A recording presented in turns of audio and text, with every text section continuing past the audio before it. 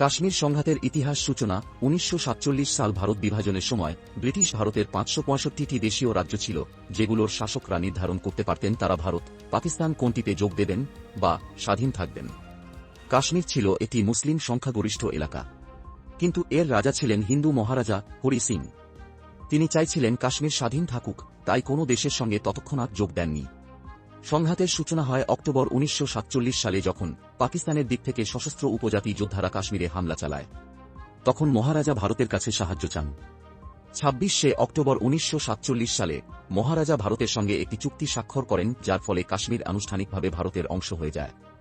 এরপর ভারতীয় সেনাবাহিনী কাশ্মীরে প্রবেশ করে এবং পাকিস্তানি অনুপ্রবেশকারীদের ঠেকায়। শুরু হয় ভারত পাকিস্তান প্রথম যুদ্ধ 1947-48 সালে। 1949 সালে জাতিসংঘের হস্তক্ষেপে যুদ্ধবিরতি হয়। কাশ্মীরকে দুই ভাগে বিভক্ত করা হয়, ভারত শাসিত জম্মু ও কাশ্মীর এবং পাকিস্তান শাসিত আজাদ কাশ্মীর ও গিলগিট বালতিস্তান।